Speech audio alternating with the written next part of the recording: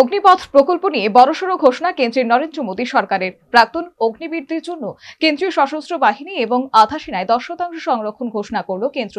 সব নিয়োগ হবে কনস্টেবল পদে।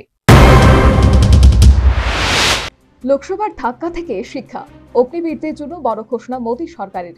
2024 সালে লোকসভা নির্বাচনে এই অগ্নিপথ প্রকল্পকে সরকারের বিরুদ্ধে হাতিয়ার করে কংগ্রেস, যার প্রভাবও পড়ে একাধিক রাজ্যে।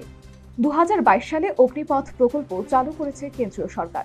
এই প্রকল্পে প্রতি বছর 45 থেকে 50 হাজার সেনা জওয়ান নিয়োগ করা হয়। নিযুক্তরা 4 বছর পর অবসর নেবেন।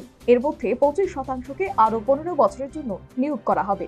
প্রকল্প ঘোষণার পরে দেশজুড়ে তুমুল আন্দোলন শুরু হয়ে যায়। হিংসাত্মক আন্দোলনের জেরে গ্রেপ্তার করা হয় বেশ কয়েকজন কর্মপ্রার্থীকে।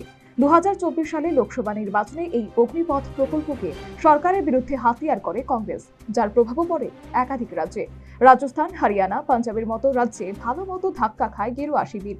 উত্তরপ্রদেশ, বিহারে বিজেপির ধাক্কায় নেপথ্যে অন্যতম ইস্যু ছিল এই অগ্নিবীর প্রকল্প। সেটা আন্দাজ করতে পেরেই কেন্দ্রের তরফে অগ্নিপথ নিয়ে মানুষের অসন্তোষের কারণ নিয়ে তথ্য তালাশ শুরু করে প্রতিরক্ষা মন্ত্রক। ফের প্রতিরক্ষা মন্ত্রী পদে দায়িত্ব পেয়ে রাজনাথ সিং সেই অসন্তোষ মেটাতে উদ্যোগ নিলেন। এরই পরিপ্রেক্ষিতে অগ্নিপথ প্রকল্প নিয়ে বড় ঘোষণা কেন্দ্রের মোদী সরকারের। প্রাক্তন অগ্নিবীরদের জন্য কেন্দ্রীয় সশস্ত্র বাহিনী এবং আধা সেনায় 10% সংরক্ষণ ঘোষণা করল কেন্দ্র। সিআইএসএফ, বিএসএফ, সিআরএফ এ 10% পদ সংরক্ষণ চালু করা হবে। সব নিয়োগ হবে কনস্টেবল পদে। খবর, আধা সেনায় নিয়োগের ক্ষেত্রে অগ্নিবীরদের বয়সের ঊর্ধ্বসীমায় 5 বছর পর্যন্ত ছাড় দেওয়া হবে শারীরিক সক্ষমতার পরীক্ষাতেও। Bureau report, news vanguard.